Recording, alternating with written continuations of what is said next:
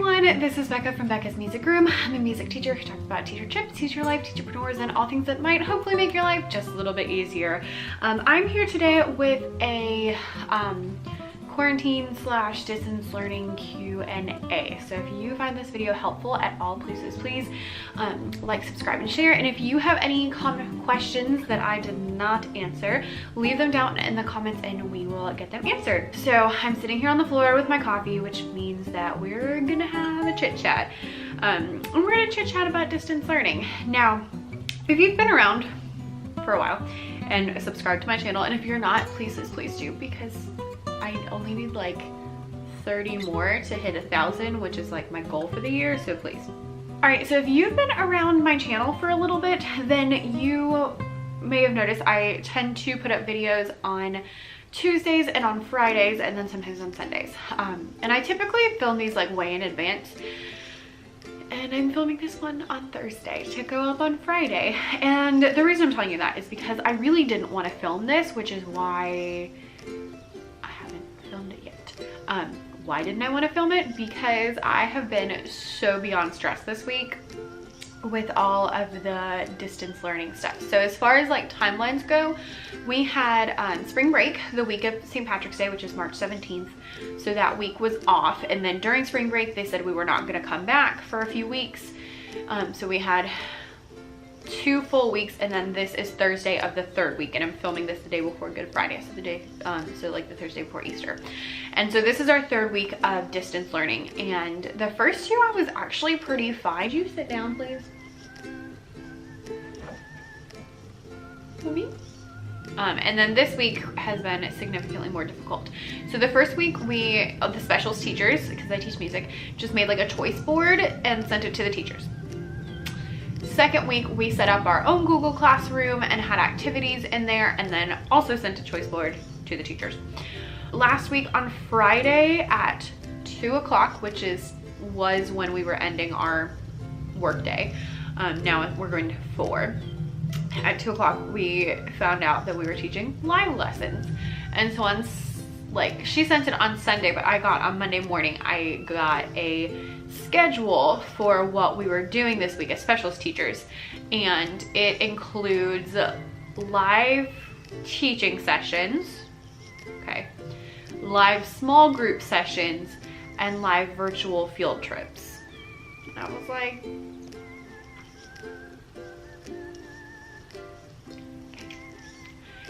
so yeah. So this week has been very different, and I don't mind the live aspect of it. Like, that's totally fine with me. It does present some interesting challenges that I'm working towards. But the small group session is really what was killing me. I was like, I don't know.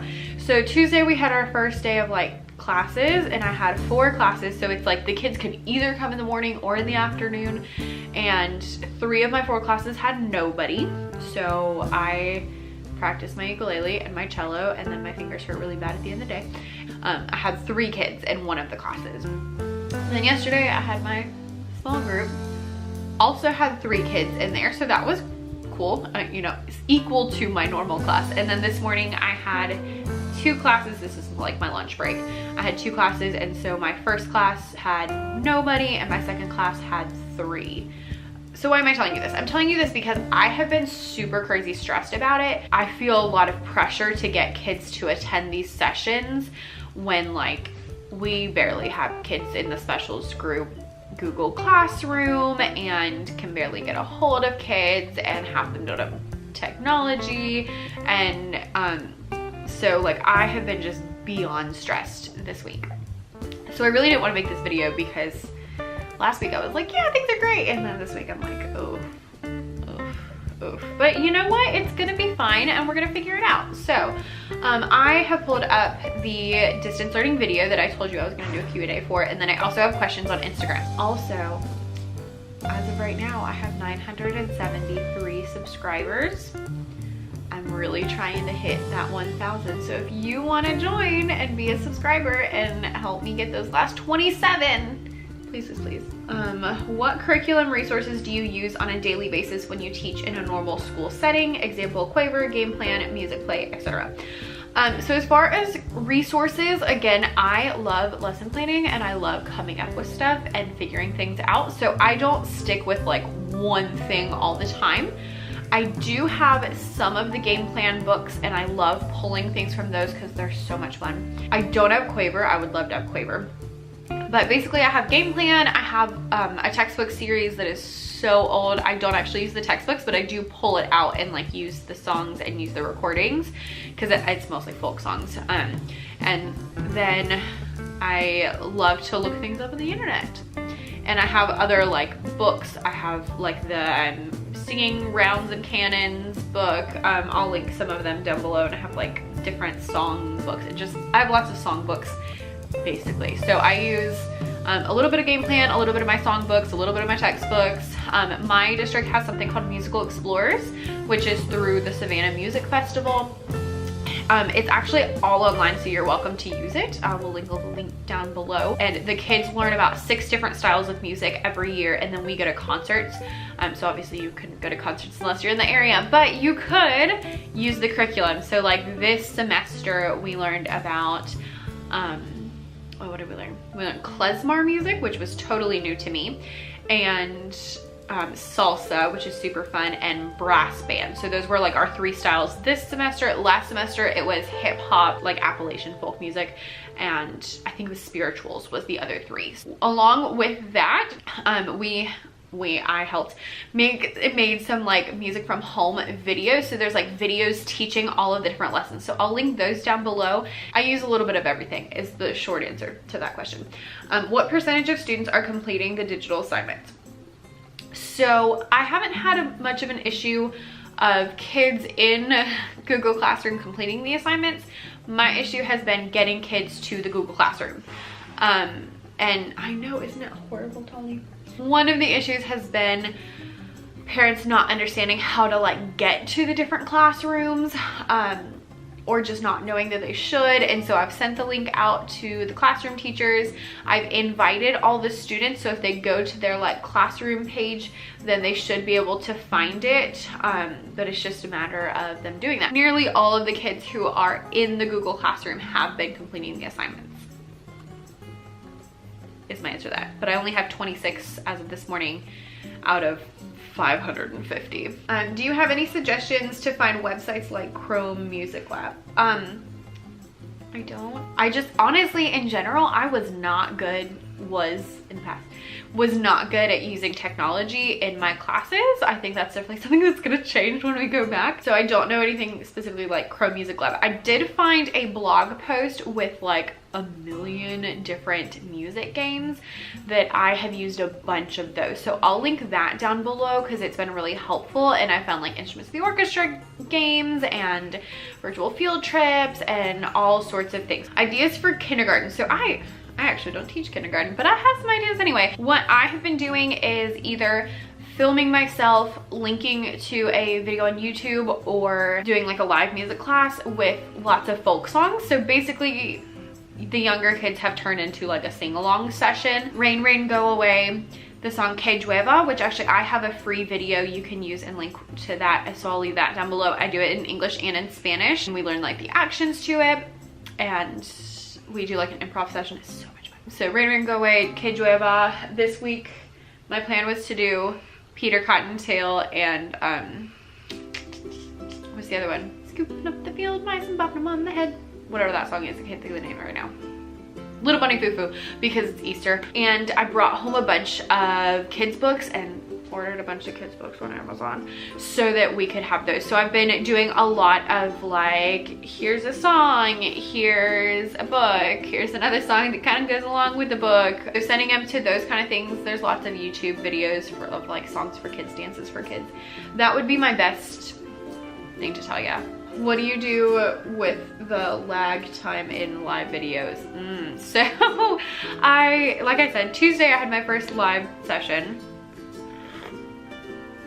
And during a let's teach you this song, I'll say the words, then you say the words, I realized that there's a significant lag in Google Meet, and it's not the same for all the children. So I thought it would be like, you know, I would say it, it'd be like 3 seconds and then they'd say it, but it was actually like, I would say it and then this person would say it and that person would say it and then that person would, and it was like a cannon. And I was like, no, no, no, mute everybody. And then I just hope that they're saying it. And with the older kids, I've actually been kind of nice, because with the older kids, I'm like, you can sing it or you can just listen, because I can't tell the difference anyway. What do you wear? So as far as what to wear, whatever the heck I feel like, honestly, is the short answer to that question. Today I managed to put on this little, like, it's like a Columbia brand. It's a little dress, but it's like super chill, and I have a sweater because I was cold. It's probably not the cutest thing. And then I'm wearing slippers. So most days I have been wearing more like sweatpants, sweatshirts. With the live videos this week, I have actually been putting somewhat normal clothing on. All right, so the last thing I had was, what are like the best and the worst thing about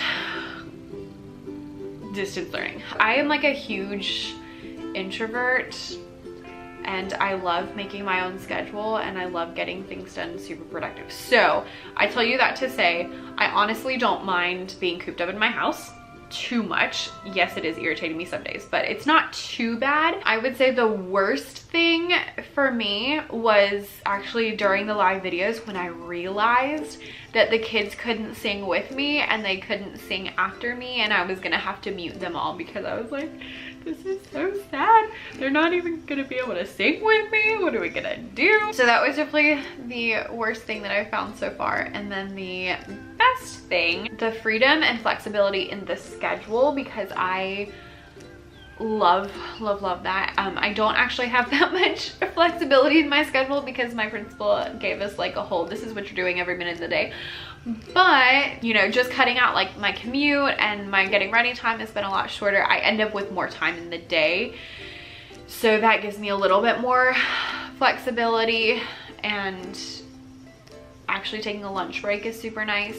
So I love the flexibility in the schedule, and I love just being at home. Honestly, I really enjoy that I have all my stuff, that I can change in the middle of the day. Love hanging out with my pups. They have been spoiled rotten. They're gonna be so mad when August comes and I have to go back to school. Yeah, so just chilling with them. I love that I can do my work while like sitting on the couch snuggling with my dogs. And yeah, so I've been really grateful for it, because I have gotten extra time to get things done, and I have been able to like snuggle with my pup, but it has also been really stressful. So please don't think that this has been like a cakewalk for me, because it's been a rough week, y'all.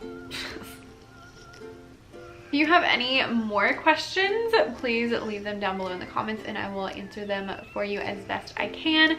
Obviously, not an expert in all the things, but I can help you a little bit. Next week, I'm going to be posting a video that's more for Teachers Pay Teachers sellers, but you could benefit from it too, and it's how to make Google Slides activities interactive with like linking to different slides and things like that. So that's really fun and great, so do check that out. Please make sure if you enjoyed this video that you like, subscribe, and share, because y'all, we're so close. So close.